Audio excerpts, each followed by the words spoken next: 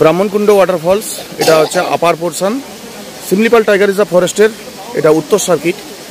আমরা তখন দেখলাম নিচের দিকে, ঠিক এই দিকে রয়েছে, এটা লোয়ার পোর্শন। খুব সুন্দর জায়গা দেখুন।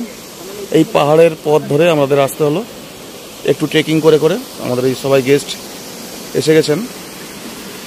খুব সুন্দর জায়গাটা দেখুন। এখানে প্রকৃতির পরিবেশটা অসাধারণ সুন্দর। এখানে মনে হবে যেন অনেকক্ষণ বসে থাকি এই জায়গাতে। প্লাস এখানে যদি স্নান করতে পারলে দারুণ মজা লাগবে, নাকি রে? কেমন বলছিস বল, কেমন লাগছে?